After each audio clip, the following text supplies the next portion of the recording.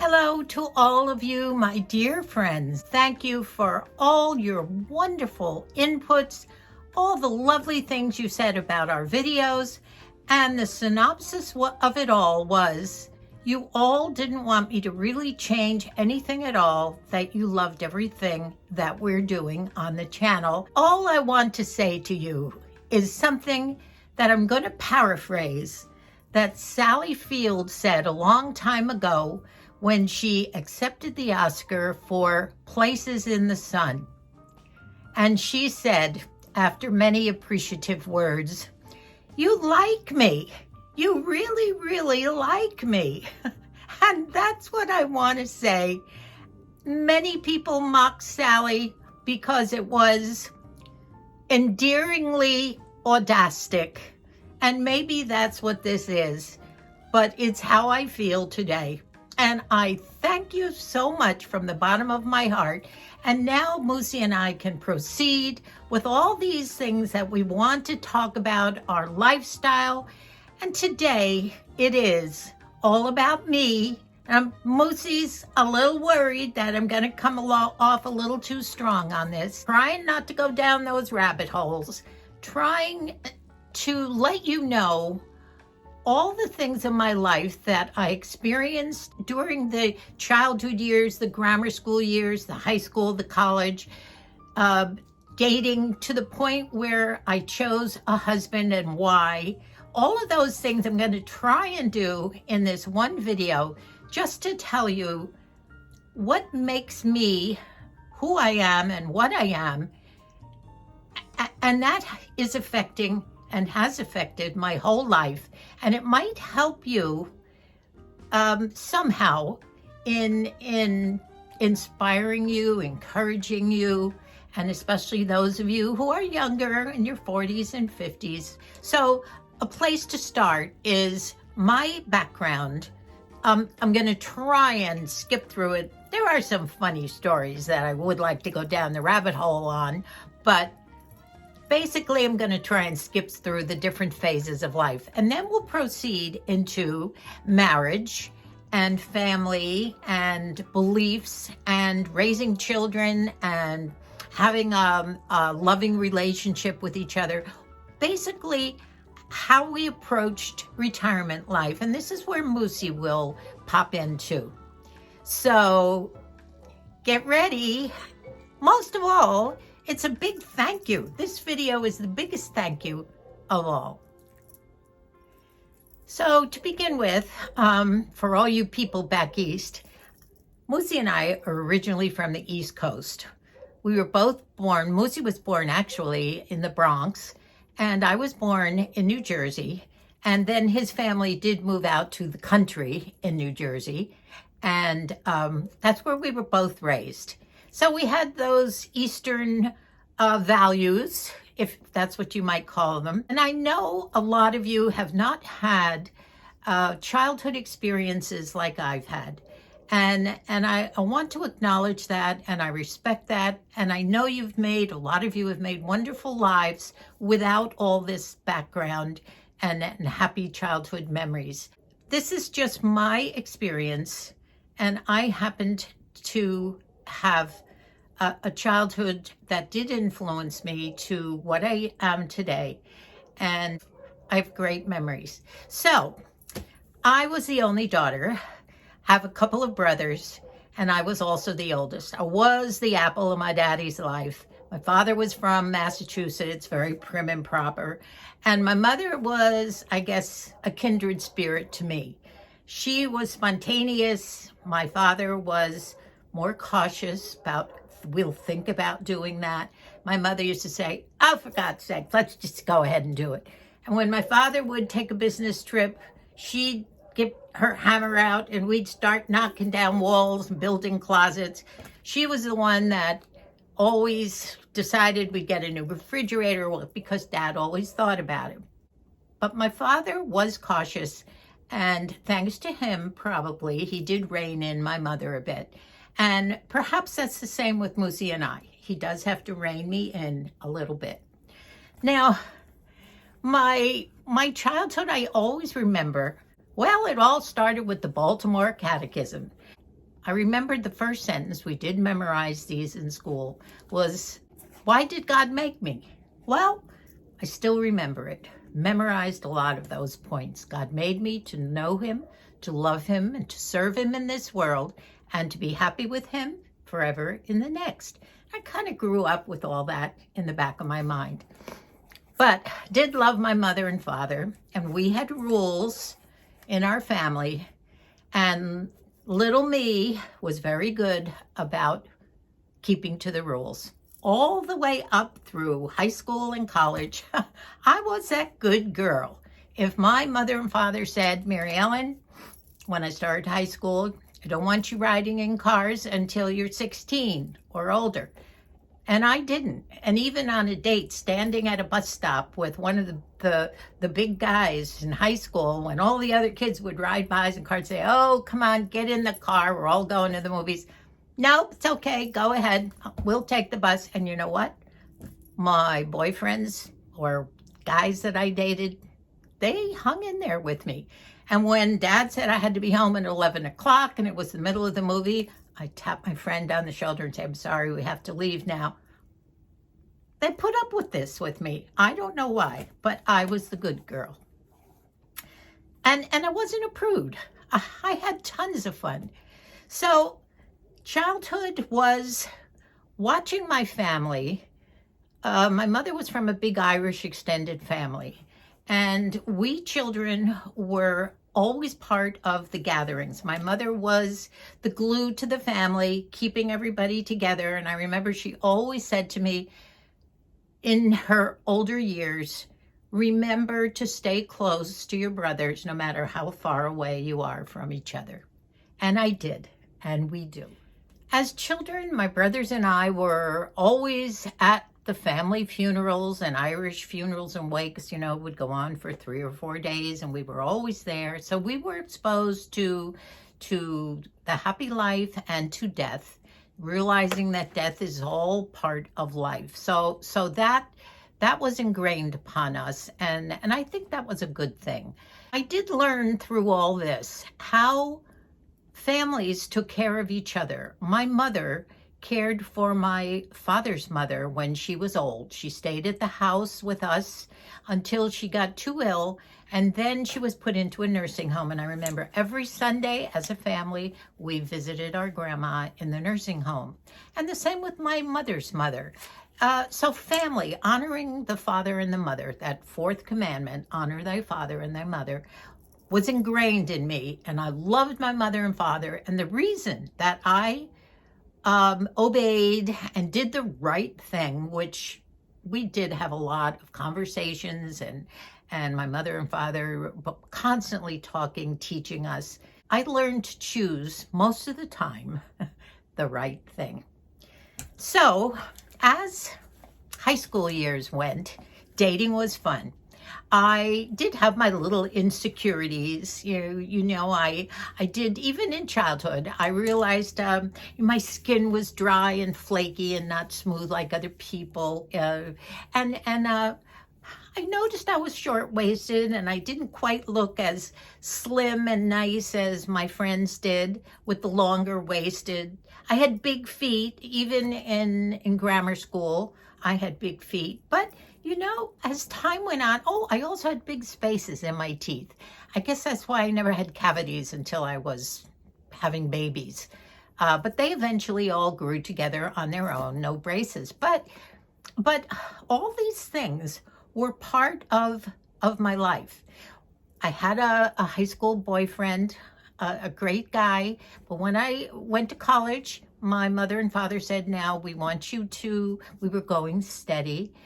We would like you to give Ralph back his ring. We used to wear those high school rings around our neck because we want you to experience college in the right way, meeting other people so that you'll know when it does come time to choose a husband, you will have experienced a lot of different people and you will know what kind of a man you want. Such a wise thing to do. So I did give Ralph back his ring with tears on both sides. But you know what? I still dated Ralph all through college too, and among many, many other guys, which was what we did in college. I went to an all-girls college, surrounded by West Point and various other men's colleges. There was a lot of the single-sex colleges in those days. We had wonderful dates and jazz weekends.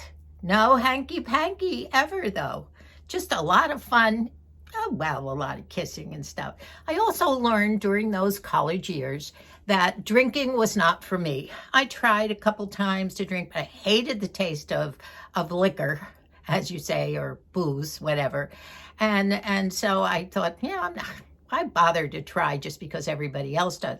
So beer, I think I had my last beer when I was 21, marching in the St. Patrick's Day Parade in New York City in cap and gown. I tried a green beer and probably lost my cookies in the Biltmore Hotel bathroom. So I haven't been a drinker. I do like a little bit of red wine or white wine once in a while, but something every day or every week just is not something I prefer. Smoking, well, we did smoke in college. It wasn't a big habit with me, but once again, I went to an all-girls college, and in between classes, we played a lot of bridge. Everybody smoked. But when I was 24, Moots and I were living at Fort Knox. He was in the Army. I was expecting our second baby, and he decided we'd give up smoking. So I did, and I haven't had a cigarette since then.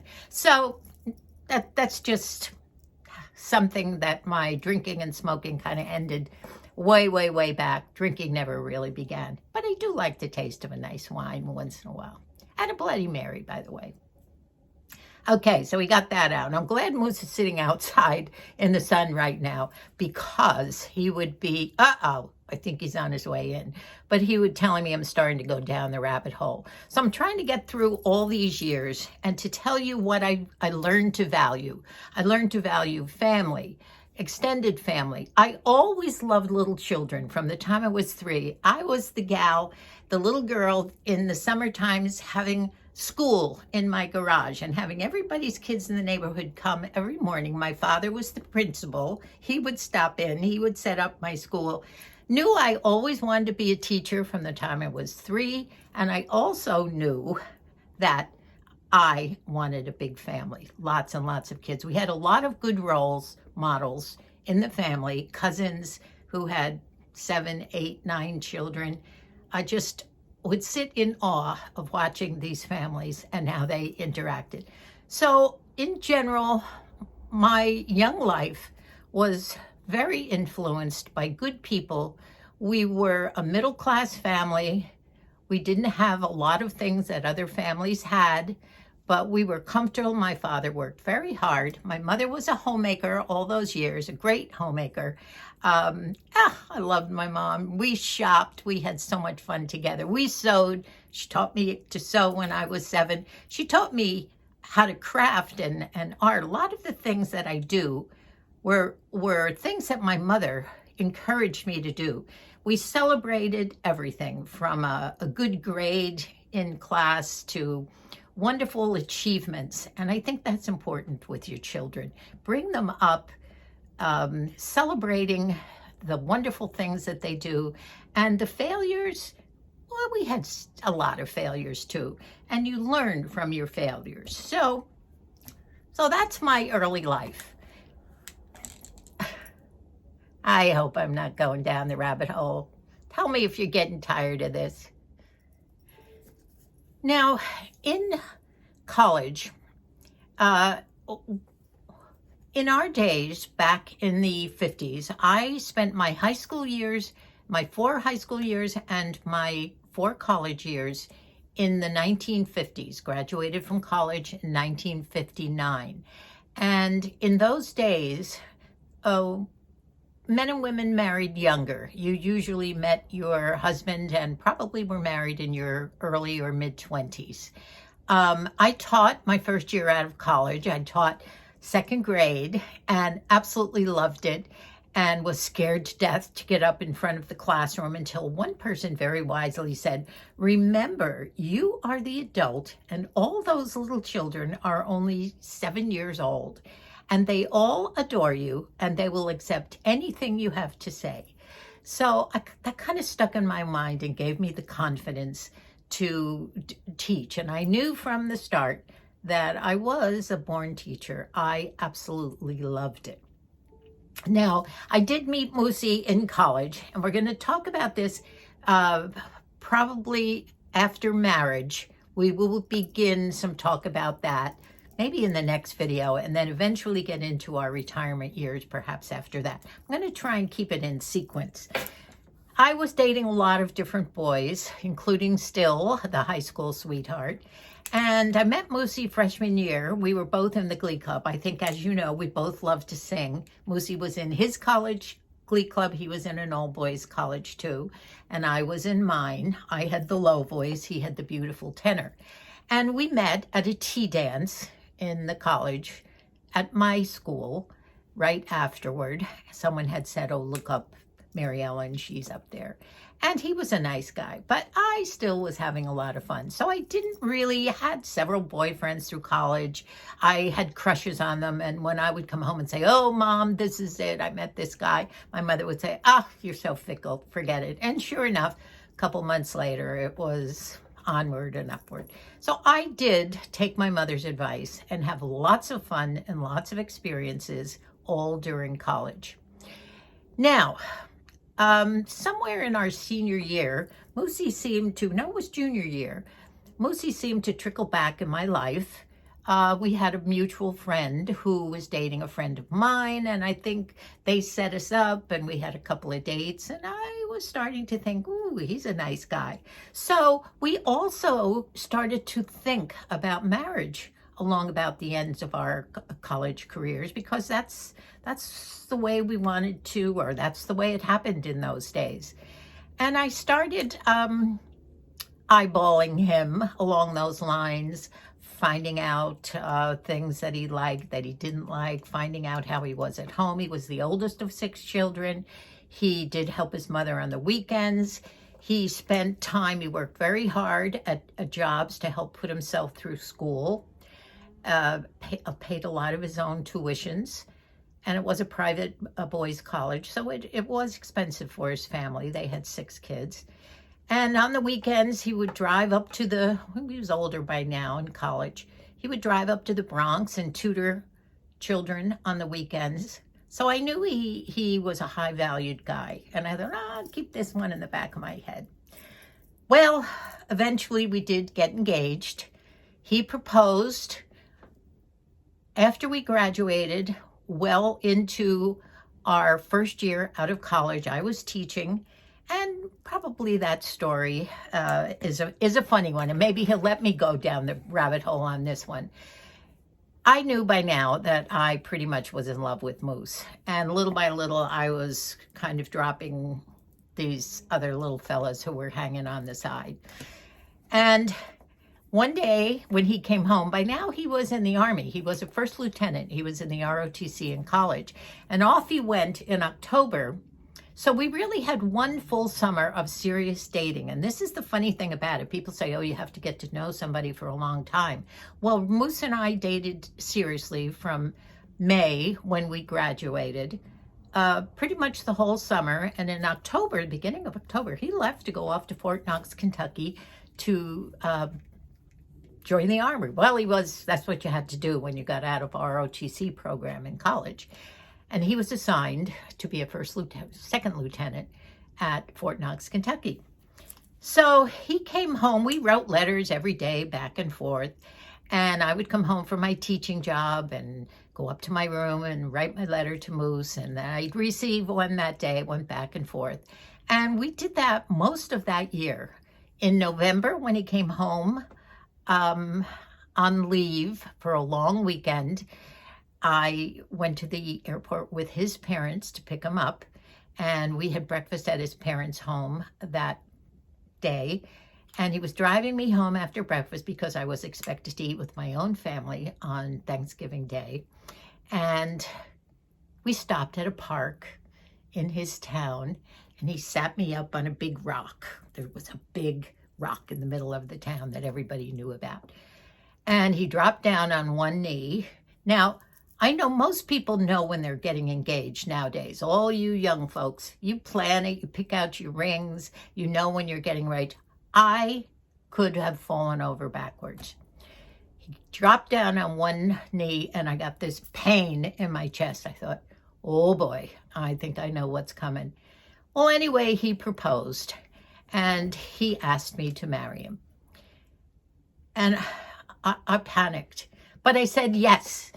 And that really wasn't like me, because I was, as you have learned now so far about me, I was a thinking person, planning things out, but the butterflies were there. They had to be there, of course. So I went home that day. He didn't have a ring, didn't have the money to get a ring, but I did say yes. So we were happy.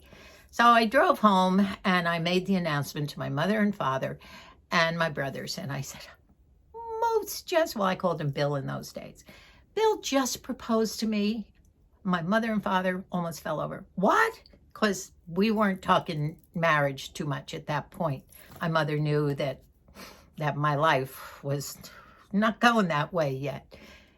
And they went, oh, you're so fickle. Here you go again. This time you said yes to a proposal and blah, blah, blah. Well, anyway, I cried, and this is the way the day went. We had a nice Thanksgiving meal with my family. The next day, my mother and father must have talked in bed that night and thought maybe I was losing my mind or something. The next morning, my mother said to me, I think today you better go down to Seton Hall College. We had a first cousin, Father Bud, and he was a professor at Seton Hall, and he was a priest. And she said, I think you better go down and talk to Father Bud about this marriage proposal and see what he says about everything right now. Maybe he'll get your head straightened out. So being the good girl that I was, I said, okay, Mom, I'll do that. So I drove down to Seton Hall College, and I went in, knock, knock, knock. Hi, it's me, Father. How are you? Whatever. Sit down, Marielle, sit down. So I sat. She says, what's the problem? And I said, well, Mom and Dad, blah, blah, blah. I got engaged to Moose. He had met Moose, by the way, at family gatherings. So he said, okay, here we go. You start talking and you tell me all about Moose right now. So I did. I talked all about him, what I thought he was like, what I had witnessed, the type of fellow I thought he was, blah, blah, blah. And he sat there and he listened. He didn't say one word. And after 10 minutes of this, maybe longer, he looked at me. He said, Mary Ellen, you go home and you marry Moose. And you send your mother back down here to see me. So that was our proposal. Moose went back to Fort Knox. We started planning our wedding, and we were married in July. And you know what? I think perhaps I ought to stop this at this point. Maybe you are learning more about me. I do want to go back to one thing. I told you that I was brought up always to choose to do the right thing and try not to break the rules. And even today, and this does upset my Moose quite a bit, when we married back in the 50s and the 60s, as a lot of you probably know, it was a different type of a marriage, different way of raising children. And in your relationship, the man was generally the one who made the decisions and was the stronger of the two. And of course, the women, we were supposed to take care of the house, the children, not entirely, because I did teach. I was a teacher and I had a mind, and I knew I could do a lot of other things besides have this wonderful big family that I hoped and prayed that we would have. So I was a bit of a renegade there a little bit. And even to this day, if Moose says, do this or do that, and I don't think it's the right thing to do, I don't do it. Now, I'm going to give you an example. I drive now, and I've been driving for 4 or 5 years. I do the driving. And if I make a wrong turn or something, and Bill says, make a U-turn, and I'll say, see that sign up there? It says no U-turn. He will get so frustrated with me that I will drive to the next stop, to the sign where it says make a U-turn, and then I will. That's just a funny example of many things. So I was also influenced by my mom and other family role models to be a woman of my own, to make my own choices, even though I was in a loving relationship where we respected each other. Moose had a little trouble and still does with some of my decisions and the fact that I do differ with him in a lot of areas, but I am not a confrontational person. I would rather say, okay, that's fine, but I still know my own convictions. Maybe it's time to end on that. And maybe that's the reason why we've managed to live so long, is that Moose accepts this in me. And it's not being belligerent or doing something that I think is wild. It's trying to make the right choices in life, things that I believe, even though my choices might be different from something that my husband has. And somehow we've worked this out. We do our little arguing about things here and there. We're just like everybody. But that's me. So I hope I haven't bored you with this. I hope I haven't chosen the wrong subject to start all this with. But because you are so interested in our lifestyle or things about me, things about Moose, things about our relationship, I thought I really had to get down to brass tacks to let you know why I am like me. I'm happy. I'm well adjusted. I am my own person. Thank God I have my health. And I do, what am I trying to say here? I think that my past and my upbringing has definitely influenced who I am. So before I close, I wanted to tell you about a couple of things that came in the mail this week from Amazon. Now, I did order some more of my castor oil because, as you know, it's the basis of my makeup. It makes my makeup glide on. I also ordered, when I received that gift of the beret at Christmas time from my sister-in-law, Mosey, it was so cute that, and I do have some that I wear at St. Patrick's Day and other times, but I wanted a white one to go with my winter whites. So I found this knit one. It said cashmere and it's so soft. And I will in the description box. Can you see the design? It's a knit. It is so soft. It's so cute. And the berets and the whites are all I'm into them right now. Isn't this cute? I've shown you this sweater before. It reminds me of a sweater I had with all the little baubles and I forget what you call all these little things. I love it. I love the billowy sleeves and the little puckers here. And I'm still in the mode of my winter whites, so I thought I would show you that. And also the sweater. Can you see the pretty bodice? This is my grandmother's. You'll learn all about my collecting, my antique collecting, which, by the way, I started my love of antiques and living in another century back when I was just learning to read. The books that I would read would be about little girls dressed in white dresses and black boots and big hair bows, living this life in the 1800s or the early turn of the century, 1900s. I wanted to be that little girl, and I think that influenced my collecting thing, as Moose calls it, my stuff. That's just a little anecdote. Well, I just came in from outside. Colleen and Micah are talking to Moosey. They had a wonderful time in Cabo, and Moosey and I made some pea soup the day before yesterday. Matthew had given us a 3-pound Virginia ham, and we had ham for a week, all kinds with potatoes and sandwiches and whatever, and had a bone in. It was a beautiful ham. And so I made the soup with Moosey's.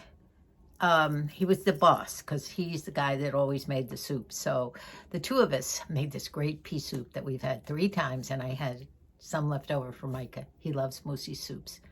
I will close. I hope I made the right decision in starting off with this. I hope it didn't bore you. I don't mean to be I want, what am I trying to say? I hope you will accept this as just part of me trying to set up the stage for all the other stories about our lifestyle and how my younger years did affect what I do, what we do together, the choice of a husband, and I think I did okay. This last video about questions and comments was an eye-opener, and I truly want to thank you for appreciating what we do as 84-year-olds. You know, it's a niche that's not a big one. The young people have the big space on YouTube, and the gamers and the young makeup people, and then it goes up. But when you get to 85, you really wonder who's interested in what you have to say. And I have found that there are a lot of people who respect and are inspired by what some of the older folk do. And I do like showing you that the best things are still there to come as long as you take advantage of it, you have the right attitude, and accept all the little pitfalls along the way with humor and, I don't know what, the gratitude for everything, the good and the bad. So thank you all again so much. For those of you who haven't subscribed yet, join us. We're on a long journey. We've got a lot to talk about. And I hope that we both continue to inspire and encourage you to take this journey with us. And Moose will say, I'm going down the rabbit hole now. So God bless us all. Thank you so much for watching. And thank you for your acceptance.